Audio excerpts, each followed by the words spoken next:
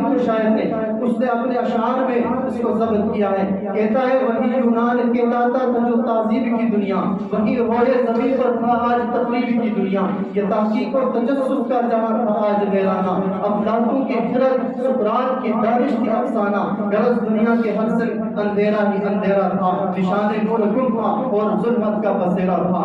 کہ دفتن دنیا کے افق پر سیلاب نور آیا، کہ جہان کفر و باطل میں صداقت کا ظہور آیا. حقیقت کی خبر دینے بشیر آیا، نذیر آیا. مبارک ہو زمانے کو خاتم المرسلین آیا، صحابہ رحم بن کر محمد رحمت للعالمین آیا. اب وہ پیغمبر آیا، اس پیغمبر کی آمد پر میرے اللہ نے اعلان کر دیا وما ارسلناک الا رحمت للعالمین. اے پیغمبر تو صرف مکے کا نبی نہیں ہے، تو صرف مدینے کا نبی نہیں ہے، تو صرف ان قریش کا نبی نہیں ہے، صرف ہاشم کا نبی نہیں ہے، صرف مکے والوں کا نبی نہیں ہے، صرف تو انسانوں کا نبی نہیں ہے، صرف مکے میں جو لوگ تمہاری برادری کے ہیں ان کا نبی نہیں ہے، صرف تو نبیوں کا نبی نہیں ہے، تو سارے عالم کا نبی ہے. دنیا میں عالم بہت ہے، دنیا میں آسمانوں کا عالم ہے، زمینوں کا عالم ہے، عالم ارواح ہے، عالم عقبہ ہے، عالم جمادات تھے، عالم نباتات تھے، عالم حیوانات تھے. بچوں کا جہان ہے، بڑوں کا جہان ہے، مردوں کا جہان ہے، عورتوں کا جہان ہے. ہر جہان کے لیے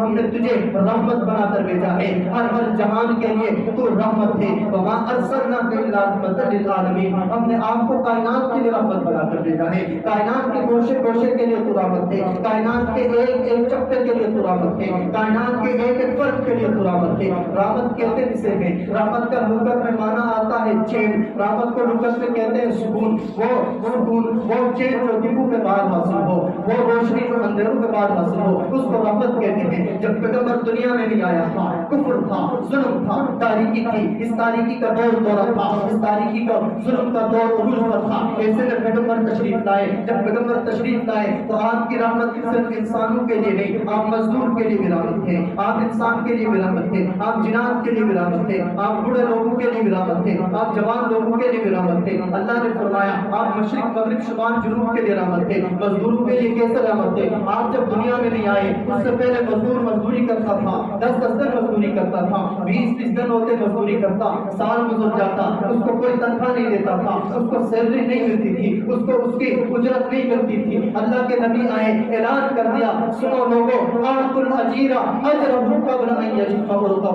اس کا پسینہ خشک ہونے سے پہلے اس کے ہاتھ میں مزدوری دے دو. اللہ کے پیغمبر نے اعلان کر دیا سنو لوگو القاسم حبیب اللہ، محنت کش اللہ کا دوست ہوتا ہے. یہ کسان ہے. پیغمبر نے کسان کے ہاتھ کو چھوا، فرمایا یہ جو کسان ہے یہ جس زمین کو آباد کرے گا، بنجر زمین کو، یہ اس کا مالک ہو جائے گا. یہ حقوق کس نے دیے؟ میرے پیغمبر نے دیے، اسلام نے دیے. اس سے پہلے عورتوں کے ساتھ کیا ہوتا تھا؟ عورتوں کو زندہ درگور کر دیا جاتا تھا. پیغمبر نے آ کے عورتوں کو 4 حیثیتیں دی، ماں کی حیثیت دی، بیٹی کی حیثیت دی، بیوی کی حیثیت دی. اس پیغمبر نے ساری کائنات میں جو لوگ جنت کی تلاش میں در در پھرتے ہیں، حج کرتے ہیں، عمرے کرتے ہیں، قرآن کی تلاوت کرتے ہیں، راتوں کو اٹھتے ہیں، تہجد پڑھتے ہیں، امام اس جنت کی تلاش میں پھرتے ہیں، بڑے بڑے اولیاء پھرتے ہیں، متقی پھرتے ہیں. میرے پیغمبر نے اس جنت کو لا کر ماں کے پاؤں کے نیچے رکھ دیا اور فرما دیا کہ ماں کے پاؤں کے نیچے جنت ہے، ماں کی خدمت کرو جنت تمہیں ملے گی. اور پیغمبر نے فرمایا بیٹی تمہاری ہے یہ تمہاری عزت ہے، بہن ہے تو یہ آبرو ہے تمہاری، اور بیوی ہے تو اس کا خرچہ تمہارے ذمہ ہے. میرے بھائی اور دوستو یہ حیثیتیں دینے والا اسلام ہے.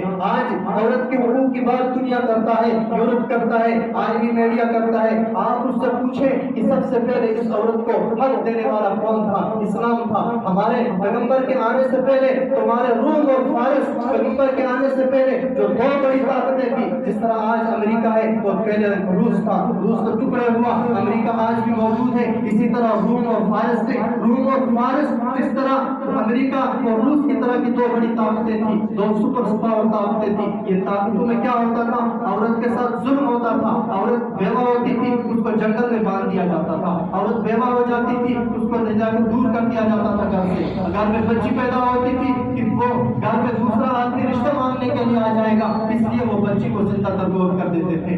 میرے پیغمبر نے آ کے عورت کو حقوق دیے، میرے پیغمبر نے آ کے مزدور کو حقوق دیے. انسان کے ہر شعبے میں پیغمبر نے حقوق دیے. میرے بھائیوں اور دوستوں یہ پیغمبر کی وہ زندگی ہے جس میں پیغمبر نے انقلاب لایا، اور ویسا انقلاب لایا کہ روم اور فارس کے مقابلے میں ایک تیسری قوت اسلام بن کر ابھری. اور اس تیسری قوت نے دنیا کو بتایا مساوات کیا عدل کیا ہوتا ہے، انصاف کیا ہوتا ہے۔ یہ پیغمبر کے پیغمبر ہے جس کی آمد پر ایک شاعر کہتا ہے کہ پیغمبر علیہ السلام جب دنیا میں تشریف لائے ہیں، اب آپ جب تشریف لے کے آئے اس سے پہلے حالات بڑے سنگین تھے، اب پیغمبر تشریف لاتے ہیں، ایک آدمی آتا ہے پیغمبر علیہ السلام کے پاس آتا ہے، دن کا وقت تھے، صحابہ مجلس میں بیٹھے ہیں، کہتا ہے اے پیغمبر میں نے ایک گناہ کیا ہے، کیا مجھے معافی مل سکتی ہے؟ پیغمبر علیہ السلام کہتے ہیں تو نے گناہ کون سا کیا ہے؟ وہ رونے لگتا ہے، کہتا ہے میں نے بہت بڑا گناہ کیا ہے۔ پیغمبر کہتے ہیں شرک کیا ہے؟ کہتا ہے شرک نہیں، شرک سے بھی بہت بڑا گناہ کیا ہے۔ کہتا کفر کیا ہے؟ کہتا کفر تو میں کافر میں سے بھی ہوں، میں نے بہت بڑا گناہ کیا ہے،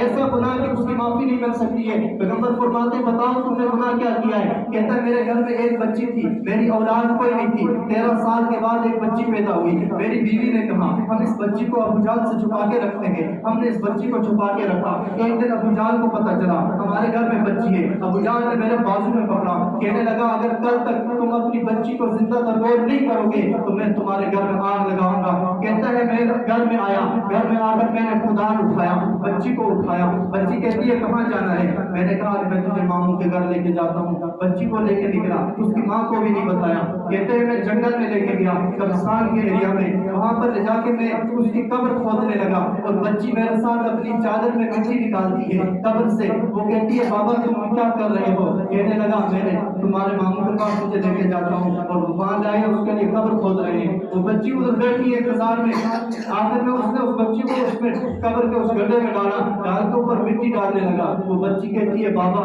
مجھے چھوڑ دو، اگر تم مجھ سے نفرت کرتے ہو تو میں قسم کھاتی ہوں کبھی تمہاری طرف نہیں آؤں گی، میں جنگل کی طرف نکل جاؤں گی، تمہارا منہ نہیں دیکھوں گی، لیکن مجھے مارو، مجھے زندہ چھوڑ دو۔ اس آدمی پر رحم نہیں آتا ہے، وہ بچی کو زندہ تربور کر دیتا ہے۔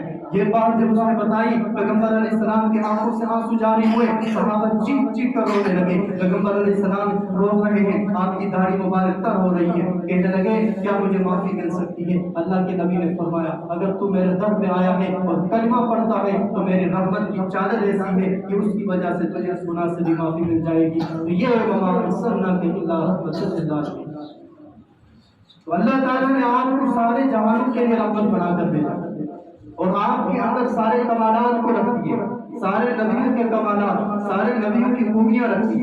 آپ مکے میں آئے، مکے میں آپ 13 سال رہے، آپ مدینے میں آئے 10 سال رہے، نبوت کے، نبوت سے پہلے کے 40 سال، یہ 63 سال زندگی کا دور ہے۔ آپ اسلام کی پوری سیرت کتابوں میں محفوظ ہے، اور آپ اسلام کی سیرت بیان کرنا دنیا کا کوئی آدمی نہ کوئی ایسا لفظ ایجاد ہوا ہے جو آپ اسلام کی سیرت کو، کمال کو بیان کرتا ہے۔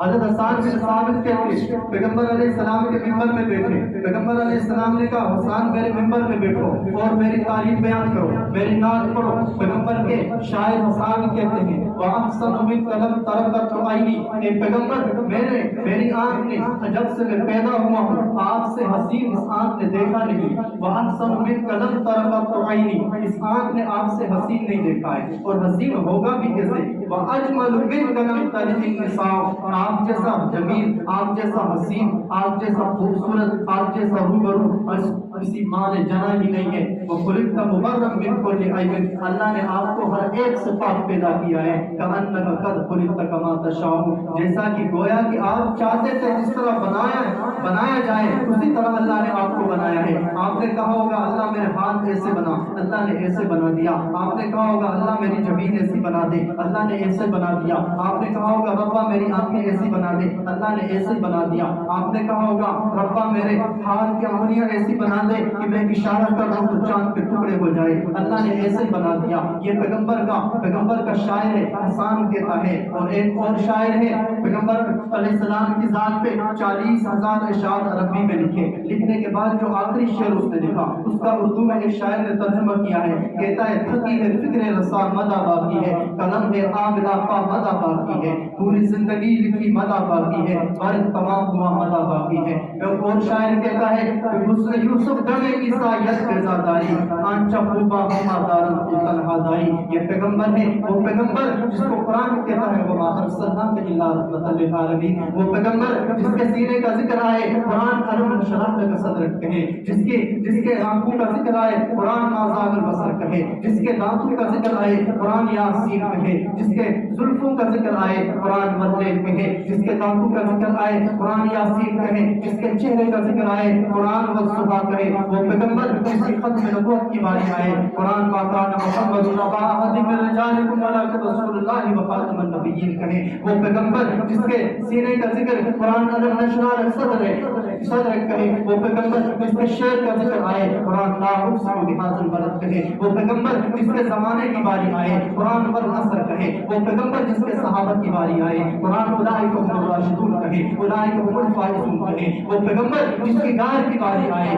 ثانی اثنین کی زبان کی گار کہے. وہ پیغمبر جس کو اللہ نے آدم کا خلق دیا, شیش کی معرفت دی, نوح کا جوش تبلیغ دیا, ابراہیم کا ولورہ توحید دیا, اسماعیل کا احسان دیا, اسحاق کی رضا دی, صالح کی فصاحت دی, لوط کی حکمت دی, دانیال کی محبت دی, یوسف کا حسن دیا, یحییٰ کی پاک دامنی دی, دانیال کی محبت دی, یونس کی اطاعت دی, یوشع کا جہاد دیا, الیاس کا وفات دیا. وہ پیغمبر جس کو عیسیٰ کا ذوق دیا, وہ پیغمبر جس کے لیے قاسم الروم الخراج مولانا قاسم نانوتوی کہتے ہیں تجھ میں سارے کمالات, سارے جہاں کے کمالات ایک تجھ میں ہے, تیرے کمالات کسی میں نہیں مگر دو چار. وہ پیغمبر جس کے لیے اللہ نے آسمانوں زمینوں کے لیے جس کی رحمت کو وسیع کر دیا. وہ پیغمبر جس کو اللہ نے بتا دیا کہ تیرا ذکر کیسا بلند ہوگا, ورفعنا لک ذکرک. یہ پیغمبر میں تیرے ذکر کو ایسا بلند کر دوں گا, نماز پڑھنے والے کی نماز اس وقت تک قبول نہیں ہوگی جب تک وہ مجھ پر میرا ذکر نہیں کرے گا, تیرا ذکر نہیں کرے گا. حاجیوں کی زبانوں میں میرا ذکر ہوگا, تیرا ذکر ہوگا. نمازیوں کی زبانوں میں میرا ذکر ہوگا, تیرا ذکر ہوگا. مشرق والوں کی زبان پر تیرا ذکر میرا ذکر ہوگا, آسمانوں پر تیرا ذکر میرا ذکر ہوگا, کلمے میں تیرا ذکر تو میرا ذکر ہوگا, نماز میں تیرا ذکر میرا ذکر ہوگا, اور اسی طرح حج میں میرا ذکر ہوگا پھر تیرا ذکر ہوگا. اور جب تک حج کرنے والا تیرے روزے کی زیارت نہیں کرے گا, مدینے میں نہیں آئے گا, اس وقت تک اس کا حج پورا نہیں ہوگا. عمرہ کرنے والا جب تک تیرے پاس نہیں آئے گا, اس پہ درود نہیں پڑے گا, کھڑا ہو کے وعدت نہیں بیٹھے گا, اس وقت تک اس کا عمرے کو کامل نہیں کر دوں گا.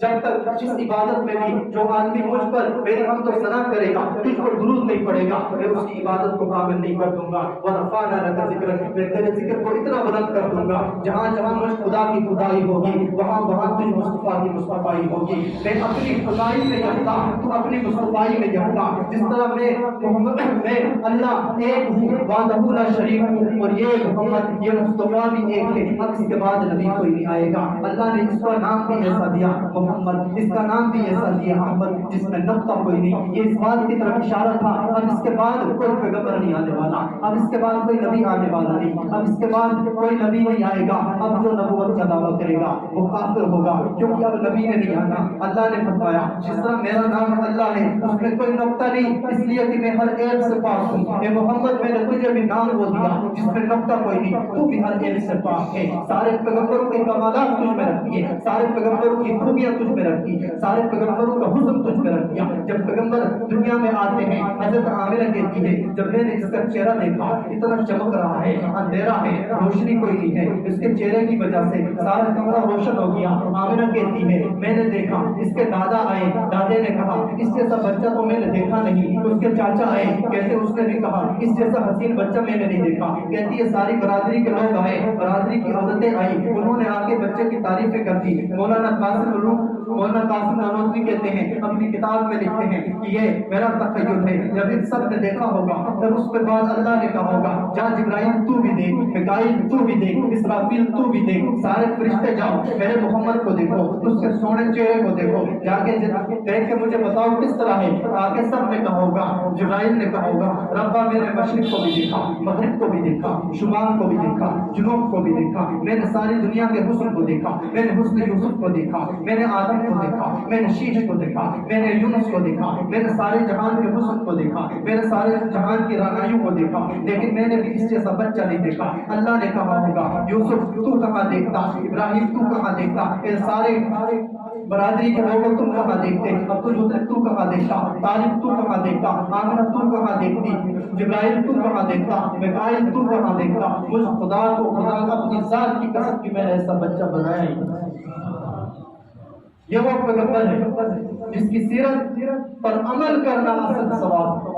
میں نے آپ کے سامنے دو حدیثیں پڑھی اور اس حدیث کے ساتھ ایک آیت پڑھی کہ اللہ تعالیٰ فرماتے ہیں کہ پیغمبر اعلان کر دیجئے قل ان کنتم تحبون اللہ، اگر تم مجھ سے محبت رکھتے ہو تو پھر کیا کرو؟ فاتبعونی، میری پیروی کرو، میری اتباع کرو، یحببکم اللہ، اللہ تم سے محبت کرے گا۔ اللہ نے شرط لگائی، اگر کوئی یہ چاہتا ہے اللہ اس سے محبت کرے، اگر کوئی یہ چاہتا ہے اللہ اس سے راضی ہو، اگر کوئی یہ چاہتا ہے اس کی آخرت سنور جائے، اگر کوئی یہ چاہتا ہے وہ کامیاب ہو جائے، تو اس کے لیے کیا کرنا ہے؟ فرمایا اس کو کہو کہ فاتبعونی، میری بھی پیروی کرے، میری اتباع کرے۔ نماز میں نے کیسے پڑھی ہے؟ کما صلوا کما رأیتمونی اصلی، اس طرح میں نے نماز پڑھی اسی طرح نماز پڑھو۔ وضو میں نے کس طرح کیا اسی طرح وضو کرو۔ اذان میں نے کیسے دی؟ بلال کو کس طرح اذان سکھلائی ایسے ہی اذان دے دو۔ ابو معذورہ نے اذان کیسے دی تھی ایسے ہی اذان دے دو۔ مسجد میں داخل ہوتے وقت میرے طریقے پہ داخل ہو جاؤ، مسجد سے نکلتے وقت میرے طریقے سے نکل جاؤ۔ بیت الخلاء میں جانا ہے،